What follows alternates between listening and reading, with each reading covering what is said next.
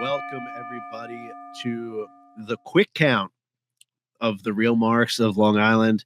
My name is Justin. I am here soloing it today. I currently have a flu, so this is my Jordan flu game for the podcasting world. I just had to get on and discuss last night's NXT. My God, what a show! We say it week in and week out that NXT is currently the the the best show to watch. Period. I mean, you just never know what you're gonna get. You start off, you have Stephanie Vakir defending the North American Championship in what was I thought to be a pretty damn good match. Her 619 needs a little work. I thought Carmen did a great job selling. Carmen's really coming into her own as a wrestler. I like what she's got going on with Adonis, but obviously, Stephanie Vakir is Stephanie Vakir, and we'll discuss later on, a little later on what's going to go on with that title. But the way that NXT is right now, and not just NXT, even TNA, the relationship that these two companies have right now is second to none. It is unbelievable.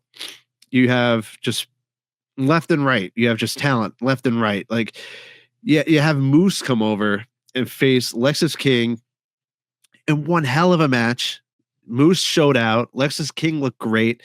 Like, every match between a TNA superstar and an NXT superstar, they're both looking great. There's no squash matches, no nothing. Like, the superstars are working. The superstars are getting over, even if they're losing, which is the exact goal of all of this.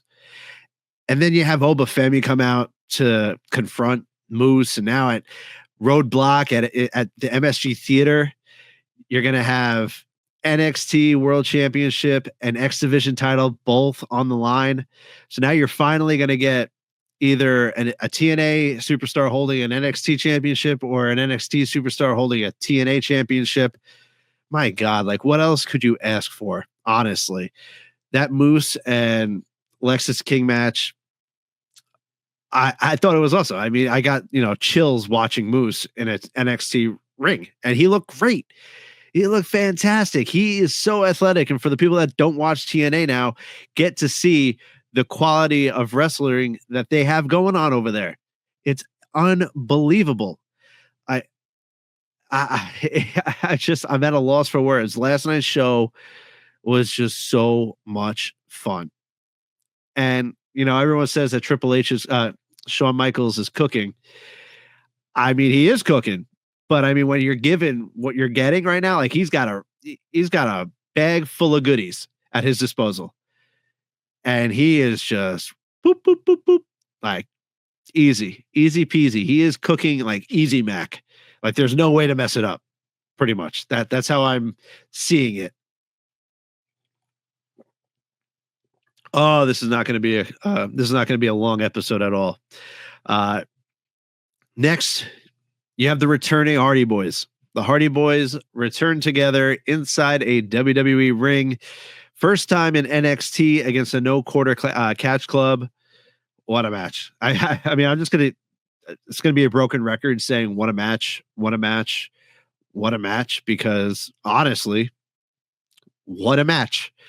The Hardys look great. The pop was tremendous.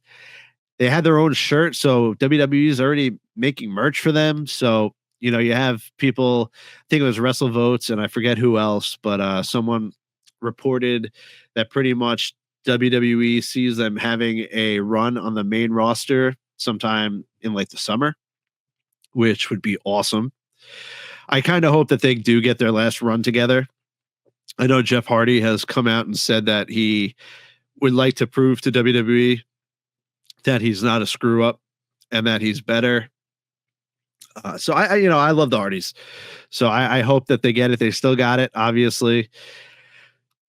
And hopefully it leads into a Hall of Fame induction at the next WrestleMania in New Orleans. That would be, I think, the most ideal thing for them, and I think for the fans as well. The censoring on CW is very annoying. I'm so glad we don't have the censoring now on Netflix with Raw, because there were some holy shit moments and you can't hear anything. You're saying holy shit, turn the sound on because they're chanting holy shit. So you know, I the Hardys are just so much fun. And then you have Fraxium come out. Santino Marella to his old theme music comes out to a huge pop. It looked like he got a little choked up. And he announces at Roadblock that it's going to be the Hardy Boys versus Fraxium for the TNA Tag Team Championships. So now Roadblock is looking to be stacked. So I might have to talk to Court and Ty. We might have to try to get to MSG on that Tuesday in 2 weeks, because that's one show that you're not going to want to miss. It's turning out to be that damn good. And obviously they have Raw at MSG the night before. So I mean, I would love to see that too, but as we all know, I bowl on Mondays, so probably not making that one. Next up, we had Ariana Grace versus Lola Vice. That was a quick little match. It was fine. Nothing spectacular to me. The thing that I liked after was Chelsea Green and Piper Niven clearing out the backstage area and just the interactions. Chelsea and Piper feed so well off each other. It is incredible the work that they're doing. Obviously, they're having a ton of fun with it. It's clear as day that they have formed this tight friendship. I mean, I saw it personally when Chelsea won the United States Championship, that when it went dark, Chelsea and Piper literally just stood in the middle of the ring for probably like 3 or 4 minutes and just hugged. So the friendship is super close there. The bond that they have is amazing. And now we get to see him tag up again. So hopefully they could, for me, hopefully they could defeat Sol Ruka and Zarya next week on NXT. But, that remains to be seen. And then, we move on to the main event. Ricky Saints and Javon Evans versus Wesley and Ethan Page. Tony fumbled the bag. Tony fumbled because Tony fumbled. I mean, the crowd was chanting it. Ricky knew it. Everyone knows it. Ricky just demanded the spotlight. And, he didn't miss a beat. It seemed like his theme music was pretty much his old AEW theme, but like a little remixed. So obviously, but I thought it was great. Ricky Saints from Louisiana, he hit his Rochambeau at the end of the match. I thought it was a great match. Just NXT constantly producing. The one thing on the show that I don't know if I agree with is now that we have Julia versus Stephanie Vakir, and that it's pretty much title for title. So it's the NXT title now. Like, didn't they just create that title a few months ago? And now they're going to get rid of it. It just, I don't know if that's the right move, especially with how much talent they have. I don't know. I mean, prove me wrong. I hope I'm wrong. But to me, I think they should keep the title, but it doesn't look like they're going that route. And how could we forget Jordan Grace going out to the ring, Roxanne Perez interrupting her, them getting into a little fight. And it looks like it's going to be Jordan Grace versus Roxanne for a little bit. But obviously, I'm also expecting Roxanne to somehow win the chamber. So I don't know how much longer we're going to be seeing Roxanne Perez on NXT television. Maybe if she loses to Jordan Grace, that'll be it. That'll be her swan song onto the main roster. But yeah, I just NXT. What a fucking show. It's incredible. I just constantly producing my favorite show to watch by far weekly right now between AEW, Raw, SmackDown, and TNA. It's just so much damn fun.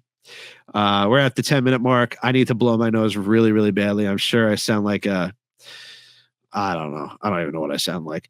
But this is the quick cap. This is what it is. Just reacting to what we just watched. And I'm sorry I didn't do it last night, but I had a 101 fever.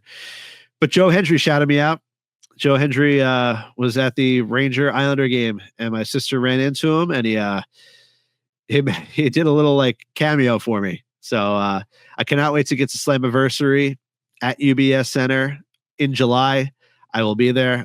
Didn't buy my ticket yet, but I will be there. I promise you. I cannot wait. So thank you, Joe Hendry, for that video. I believe. I will always believe. And thank you all for believing in the real marks of Long Island. And thank you for taking, the 10, 11 minutes to listen to this. I hope you enjoyed it. I hope we get to do some more. And until the next episode of Real Marks comes out, see you later.